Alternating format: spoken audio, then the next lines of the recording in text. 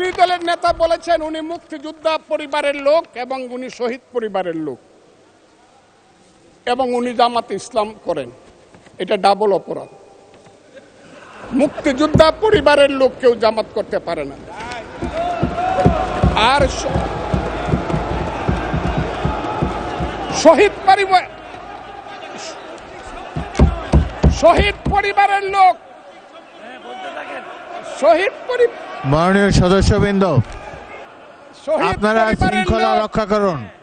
মাননীয় সদস্যবৃন্দ, সংসদে শৃঙ্খলা রক্ষা করুন। আমি বক্তব্য দিতে ওঠার আগেই আপনি বিশেষ কারণে আমাকে বসিয়ে দিলেন, যৌক্তিক কারণে।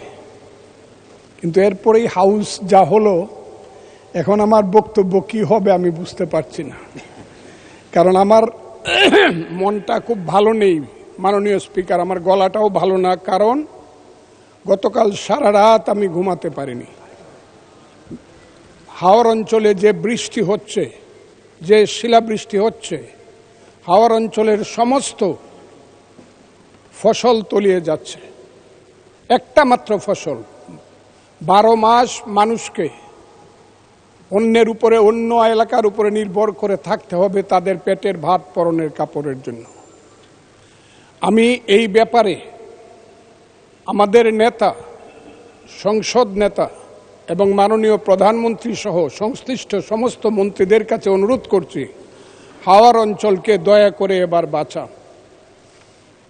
এবং প্রথমেই আমি প্রস্তাব করে নিলাম, হাওর অঞ্চলকে সঠিকভাবে বাঁচাতে হলে 35টি জেলা নিয়ে একটি হাওর মন্ত্রণালয়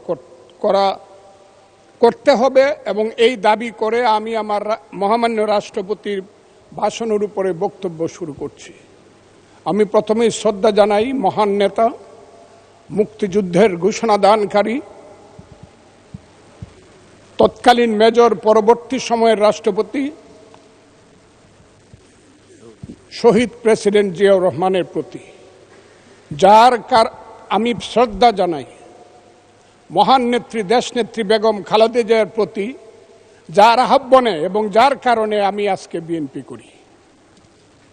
তিনি আজকে নাই, আমি তার আত্মার মাগফিরাত কামনা করি। আমি বক্তব্যের আগেই আমাদের নেতা প্রধানমন্ত্রী জনাব তারেক রহমান, তাকে উদ্দেশ্য করেই বলবো, মর্নিং শোজ দ্য ডে। সকালবেলায় দেখা যায় বিকালটা কেমন যাবে। আমাদের প্রধানমন্ত্রী এই দেশের জন্য, এই দেশের উন্নয়নের জন্য প্রথম থেকেই যে কর্মসূচি নিয়ে কাজ করছেন। কালকেও যশোর থেকে উলসি খাল খনন করে তিনি এসেছেন। আমার বিশ্বাস এই দেশের মানুষের দুর্ভাগ্য দূর করে বাংলার পূর্বাকাশে নতুন সূর্য উঠবে বলে আমি বিশ্বাস করি। মাননীয় স্পিকার, রাষ্ট্রপতি ভাষণের উপরে আমার মিক্সড ধারণা আছে। আমার প্রথমেই বলতে হবে, সেই সত্য যা রচিবে তুমি, যা ঘটে তা সত্য নয়, কবি তব মনোভূমির রামের জন্মস্থান, অযোধ্যার চেয়েও সত্য যেন, বাল্মীকির কবিতা। কারণ হলো, মাননীয় রাষ্ট্রপতি যা যা বলেছেন, আমি প্রথমেই বলি 2, 3 এবং 4 নম্বর প্যারা। 2 নম্বর প্যারায় মুক্তিযুদ্ধকে উনি যেভাবে বলেছেন সঠিক বলেছেন, কিন্তু আরও বিস্তারিত হলে আমাদের প্রধানমন্ত্রী যেমন বলেন যে মুক্তিযুদ্ধকে মহিয়ান করতে হবে, মুক্তিযুদ্ধ আরও মহিমান্বিত হতো আরেকটু ইলাবোরেট করে লেখলে। কারণ মুক্তিযুদ্ধের ইতিহাস মহাসমুদ্রের চেয়েও গভীর ইতিহাস। আমি আজকে আপনার কাছে বলবো 3-4 প্যারায় মুক্তিযোদ্ধাকে যেভাবে 5ই আগস্টের সঙ্গে যোদ্ধাদের সঙ্গে তুলনা করা হয়েছে, 5ই আগস্টের যোদ্ধাদেরকে আমি ছোট করে দেখি না। তাদের যারা শহীদ হয়েছে আমি তাদের প্রতি শ্রদ্ধা নিবেদন করি এবং তাদের আত্মার মাগফিরাত কামনা করি। শহীদ আমি ছিলাম 5ই আগস্টে, তার আগে 10 বছর যাবত, যেদিন থেকে আমি বলা শুরু করেছিলাম আওয়ামী লীগ একটি অভিশপ্ত রাজনৈতিক দল, সেই দিন থেকে 10টি বছর নিরন্তর আমি যুদ্ধ করেছি। আমি আমার যেদিন সর্বশেষ 28শে অক্টোবর নয়াপল্টনের মাঠ থেকে 10 লক্ষ লোকের মিছিলটাকে ফ্যাসিস্টরা ভেঙে দিল। অনেকেই জেলে চলে গেলেন, অনেকেই পলাতক ছিলেন। হাজার হাজার নেতা কর্মীর নামে যেদিন যুদ্ধ হলো, সেদিন আমি বললাম যে আমি সংসপ্তকের ভূমিকা পালন করব, জয় অথবা মৃত্যু। আমি হাসিনা সরকারের বিরুদ্ধে সবকিছু করব। স্ত্রীকে বললাম তুমি বিধবা হতে পারো, সন্তানদেরকে বললাম তোমরা এতিম হতে পারো, কিন্তু শেখ হাসিনা সরকারের পতন না হওয়া পর্যন্ত আমার যুদ্ধ চলবে। এবং আমি বোধহয় একমাত্র ব্যক্তি যে 4 আগস্ট দুপুর 1টার সময় বলেছিলাম যে আগামী 24 ঘন্টার মধ্যে শেখ হাসিনা চলে যাবে, কারণ তার সরকার উত্তর সিরানা হয়ে গেছে। এবং 23 ঘন্টার মধ্যে শেখ হাসিনার সরকার চলে গিয়েছিল। আমি সেই আন্দোলনে ছিলাম। বলতে পারেন মিছিলে ছিলেন না, আমি মিছিলে ছিলাম না আপনাদের মতো, কারণ আমার বয়স 23 বছর ছিল। তখন আমি এরশাদ বিরোধী মিছিলের প্রধান নেতা ছিলাম আমি। কিন্তু এখন আমার বয়স 78 বছর। আমার ছেলে ব্যারিস্টার 5 বছর আগে, আমার ছেলে ইঞ্জিনিয়ার 10 বছর আগে। তারা 5 দিন পর্যন্ত বাসায় আসেনি, তারা মিছিলে গিয়েছিল, তারা কেউ বাসায় আসেনি। কাছেই আগস্ট মাসকে আমিও খুব ছোট করে দেখি না, তবে কোনো কারণে আগস্ট কোনো বিপ্লব নয়। আগস্ট হলো গণ অভ্যুত্থান। সেই গণ অভ্যুত্থানকে যারা মুক্তিযুদ্ধ এবং মুক্তিযোদ্ধার সঙ্গে তুলনা করতে চায়, জুলাই যুদ্ধ এবং মুক্তিযুদ্ধ, তাদেরকে আমি বলবো, সবাইকে আমি বলবো, এই কথাটা বলাই অন্যায়।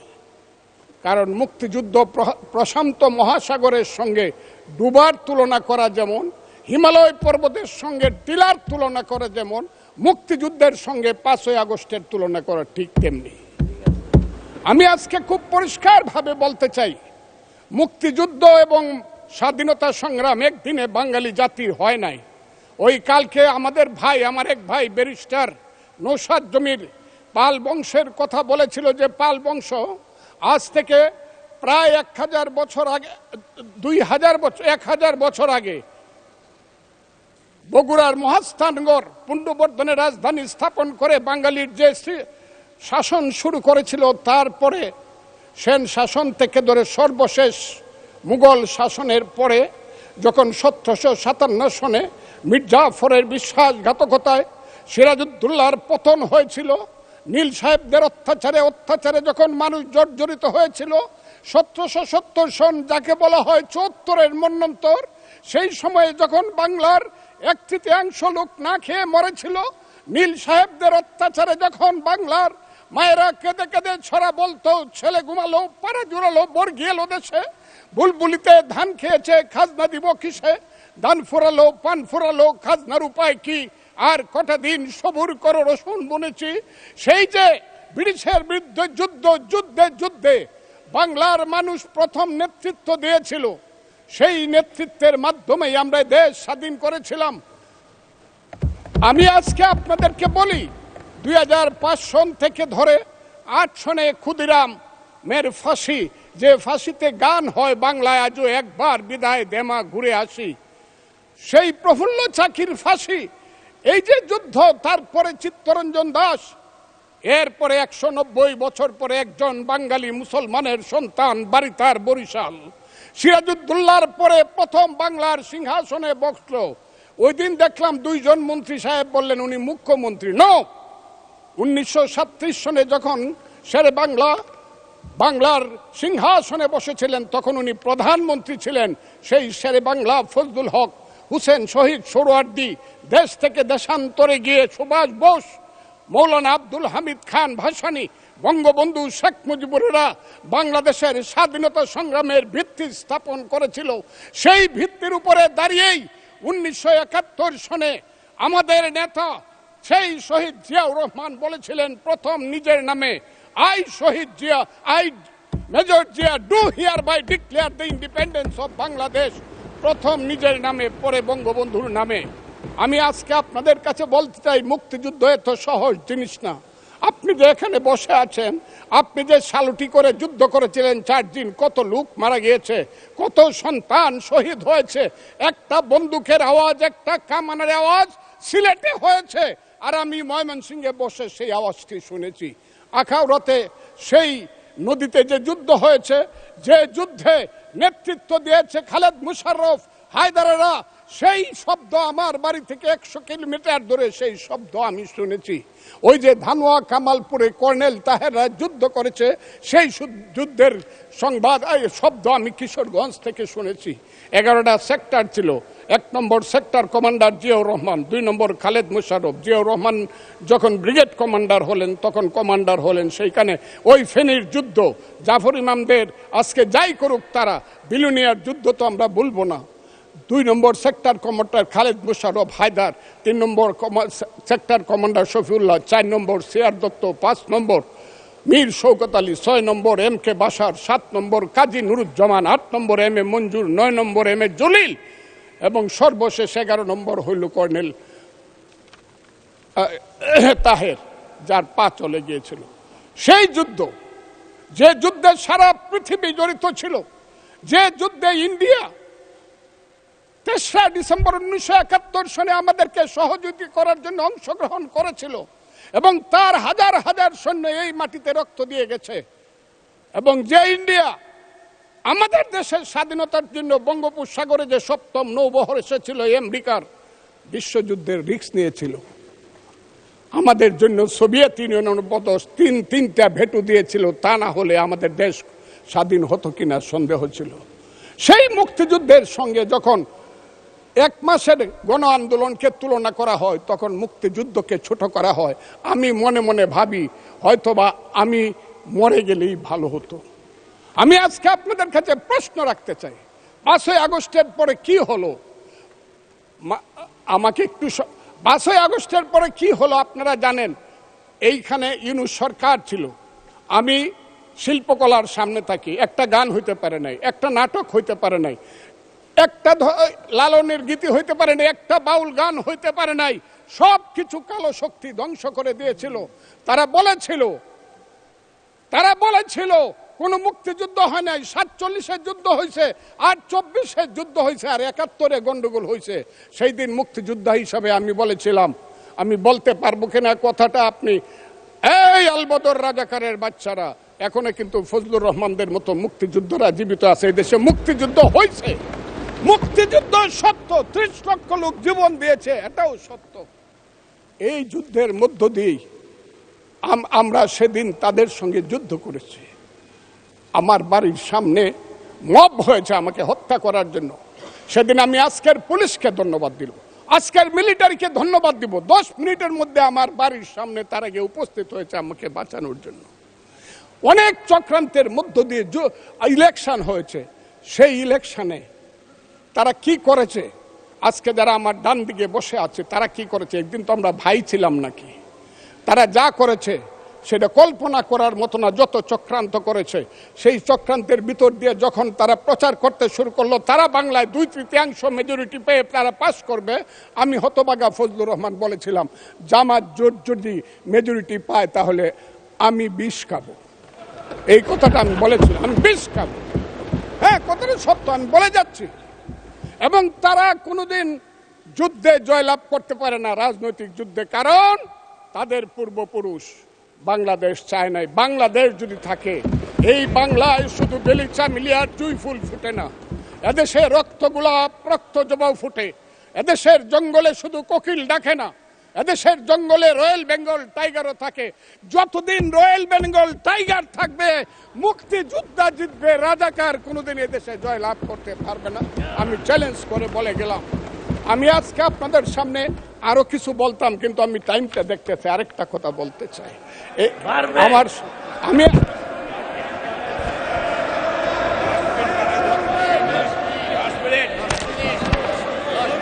আমাকে 5 মিনিট সময় দেন, আমি শেষ করে ফেলবো। আমি আজকে আপনার সামনে শুধু বলতে এসেছি, মাননীয় সদস্য, আরো 3 মিনিট দেওয়া হলো আপনাকে। আমি বলতে এসেছি, হ্যাঁ, আমার বক্তব্যের পরে বলবে আমরা কি মুক্তিযুদ্ধ করি নাই।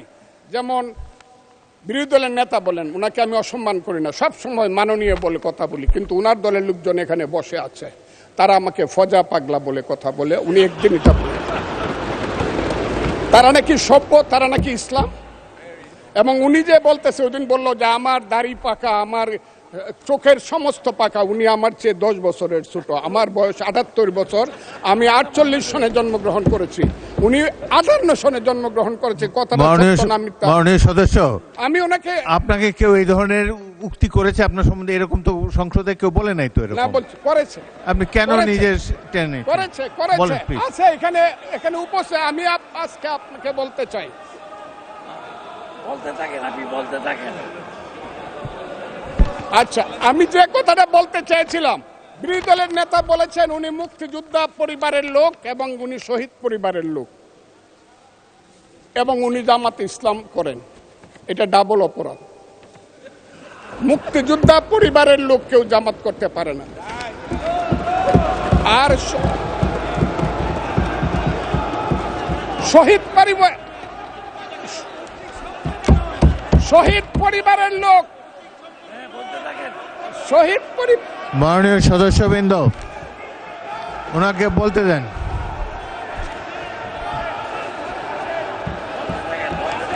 শহীদ মাননীয় পরিবারের লোক, সদস্যবৃন্দ, অর্ডার অর্ডার।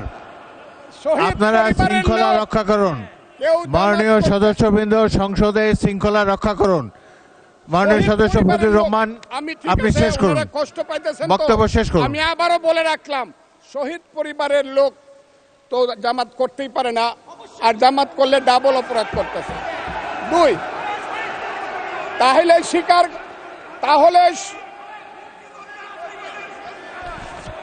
তাহলে আমি আপনাদেরকে বলি, মাননীয় সদস্যবৃন্দ, আমি আমি আমি এক সেকেন্ড, আমাদের- এক সেকেন্ড। মাননীয় সদস্য ফজলুর রহমান, বসেন বসেন বসেন। আপনি বলতে থাকেন, বলতে থাকেন। আমি আপনাদেরকে মাননীয় সদস্যবৃন্দ, প্রোটেকশন আশা করতেছি। মাননীয় সদস্যবৃন্দ ওনাদের গলা বসুন। চেয়ে কিন্তু আমার গলা অনেক সংসদে উঁচু গলা। শৃঙ্খলা রক্ষা করুন। আর ওনার গলা, আমি কিন্তু ওনাদেরকে খারাপ কিছু বলি নাই। বসেন। একটা স্যাম্পল। মাননীয় সদস্য ফজলুর রহমান, মাননীয় সদস্য ফজলুর রহমান, আপনি একটু অপেক্ষা করুন। আপনি বলতে থাকেন না। মাননীয় সদস্যবৃন্দ, আমি কাজী আজকে নজরুল ইসলাম, আপনাদেরকে প্লিজ সিট জিজ্ঞাসা ডাউন, করি, প্লিজ সিট ডাউন, আমি বলছি my please lord, sit down. এই যে দেখেন তারা কি বসেন, বসেন। ধরনের- তারা তারা কি ধরনের আচরণ করছে। আচ্ছা আজকে তাদেরকে মাননীয় জিজ্ঞাসা করি, সদস্যবৃন্দ, তাদেরকে আমি মাননীয় তাদের কাছে সদস্যবৃন্দ জানতে চাই, একটু মনোযোগ তাদের দিয়ে আমার পূর্বপুরুষ- কথাটি শোনার চেষ্টা করুন। বসেন, ভাইয়া।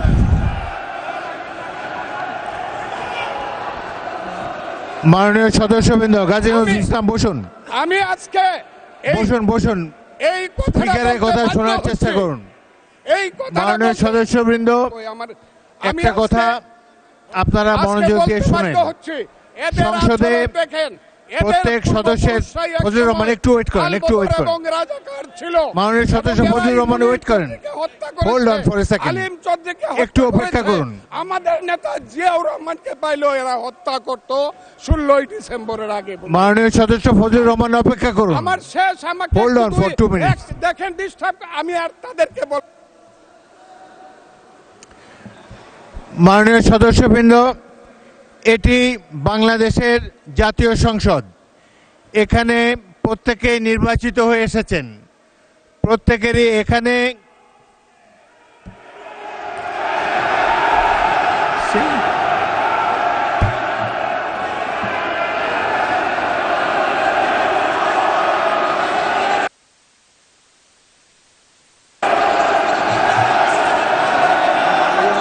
হ্যাঁ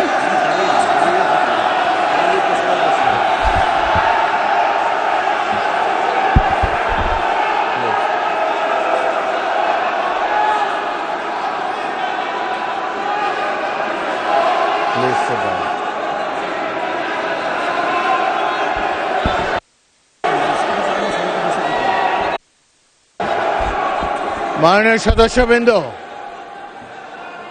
দয়া করে বসুন।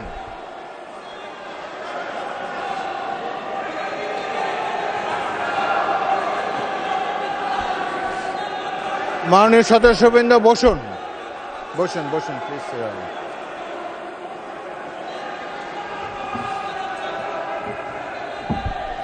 বসুন মাননীয় সদস্যবৃন্দ, বসুন।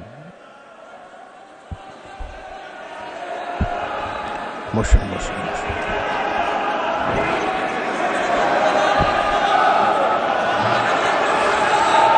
মাননীয় সদস্যবৃন্দ, মাননীয় বিরোধী দলের নেতা, আমি বলি তারপরে আপনি বলেন। মাননীয় সদস্যবৃন্দ, এটি আপনারা সবাই, মাননীয় সদস্য ফজলুর রহমান আপনি বসেন, বসুন, আপনি বসুন, আপনার সুযোগ দেওয়া হবে বক্তব্য শেষ করার জন্যে। মাননীয় সংসদ সদস্যবৃন্দ, সারা জাতি দেখছে, লাইভ টেলিকাস্ট হচ্ছে, সবাই আপনারা নির্বাচিত সদস্য, এখানে সবাই জনগণের ভোটে নির্বাচিত সদস্য। আমি প্রতিদিনই বলি যে রুলস অফ প্রসিডিওর বইটা একটু পড়েন। যদি এই সংসদ যদি বিধি মোতাবেক পরিচালিত না হয়, এটি আর জাতীয় সংসদ থাকবে না। অতীতে জাতীয় সংসদ সম্পর্কে অনেক তিক্ত অভিজ্ঞতা আছে। প্রথমে নজমুল হুদা তৎকালীন মাননীয় সদস্য একটা বক্তব্য করলেন, সদস্যরা ওয়াকআউট করে চলে গেলেন, আমরা ভাবলাম যে আধা ঘন্টা পরে ফিরে আসবে। ওই বয়কট 2 বছর চলেছে। সুতরাং সামান্য কারণে উত্তেজনা সৃষ্টি করা ঠিক নয়। প্রত্যেকেরই বাক স্বাধীনতা আছে। প্রত্যেক সদস্য এখন ইভেন 370 বিধিতে দলীয় হুইপ নেগলেক্ট করে, উপেক্ষা করেও ব্যক্তিগত মতামত এখন সবাই দিতে পারেন।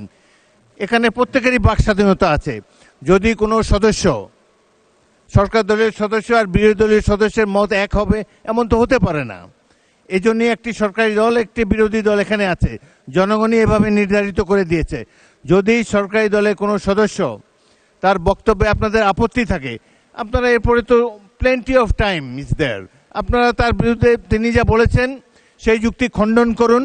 তিনি ভুল বললে তাকে পাল্টা অভিযোগ করেন তার বিরুদ্ধে, কথা বলার সময় তো সুযোগ আছে। কিন্তু এই যে শিশুরাও লজ্জা পাবে এই ধরনের, যদি বয়স্ক শ্বশ্রুমণ্ডিত ব্যক্তি, বয়স্ক যারা অলরেডি দাদা হয়ে গিয়েছেন, তাদের নাতিরাও হয়তো এখানে গ্যালারিতে বসে দেখছে, তারা কি ভাববে এটা সম্পর্কে। আরেকটি জিনিস হলো, সংসদে স্পিকার যখন দাঁড়ায় তখন এটি অবশ্য কর্তব্য সবাই এখানে বসে পড়বেন। যদি আমাকে তো আপনারাই তো আমাকে স্পিকার বানিয়েছেন, আমি এই সংসদের কাস্টোডিয়ান, অভিভাবক। যদি চেয়ারের প্রতি এই সম্মান আপনাদের না থাকে, তাহলে জাতীয় সংসদের প্রতি মানুষের কোনো রেসপেক্ট থাকবে না আগামী দিনে। আপনারা বলতে পারেন freedom of speech is there, Fazlur Rahman সাহেব যা বলেছেন এরপরেই আপনাদের একজনকে টাইম দেব, প্রয়োজন হলে টাইম বাড়িয়ে দেব, তার যুক্তি খণ্ডন করুন। তিনি যদি অসংসদীয় কোনো কথা বলে থাকেন, সেটা আমরা পরীক্ষা করে স্পঞ্জ করে দেব, কিন্তু বক্তব্যের সময় তাকে ডিস্টার্ব করবে না। জনাব সদস্য ফজলুর রহমান, আপনি 3 মিনিটে আপনার বক্তব্য শেষ করেন, তারপর আমি বিরোধী দলের নেতার বক্তব্য শুনবো। আপনি শেষ করেন। 3 মিনিটস ফর ইউ। মিলর্ড, 1971 সনের 14 ডিসেম্বরকে পালন করা হয় শহীদ বুদ্ধিজীবী দিবস। সেই মুনির চৌধুরী, আব্দুল আলিম চৌধুরী, শহীদুল্লাহ কায়সার থেকে ধরে শত শত বুদ্ধিজীবীকে যারা হত্যা করেছিল, তাদেরকে বলা হয় আলবদর। এবং সেই আলবদর বাহিনী কার ছিল আপনারা জানেন। আমি খুব দুর্ভাগ্য, প্রথম দিন কিন্তু মাননীয় স্পিকার আপনি জানেন এইখানে কোনো বাতি ছিল না, আমি কিছু শুনতে পারি নাই। এই হাউজে প্রস্তাব হয়েছে তাদের ব্যাপারও শোক প্রস্তাব হয়েছে। আমি একা হইলেও এটা প্রতিবাদ করতাম, কিন্তু যেহেতু আমার দল এটা করছে আমি চুপ করেছিলাম। আমি কথাটা খুব ক্লিয়ার।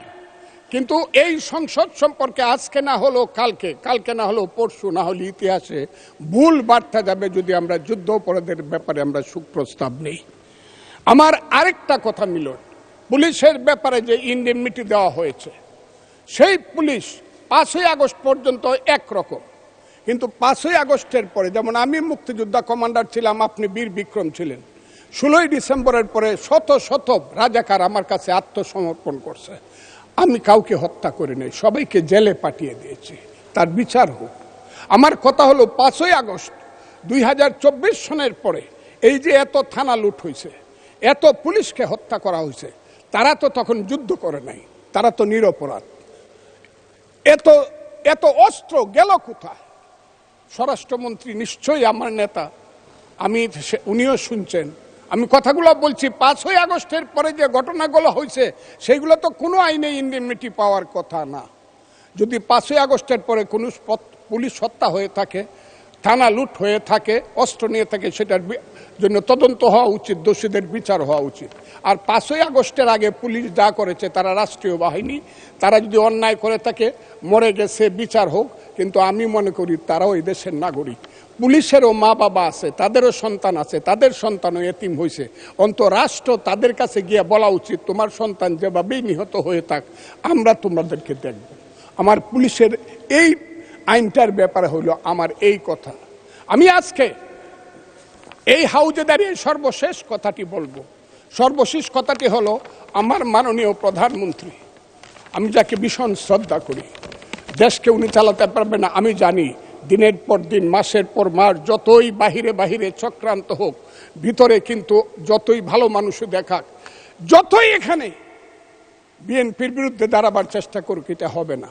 কিন্তু আমার নেতা, সংসদ নেতা কিন্তু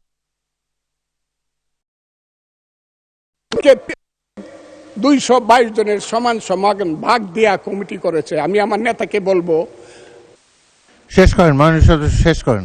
তার মা কিন্তু একসাথে দুধ খাইছে, কিন্তু সিরাজউদ্দৌলা আর মোহাম্মদী বেগ কিন্তু এক না। মোহাম্মদী বেগ কিন্তু সিরাজউদ্দৌলাকে হত্যা করেছিল। এই কথাটি বলেই আপনাকে ধন্যবাদ জানিয়ে আমার বক্তব্য শেষ।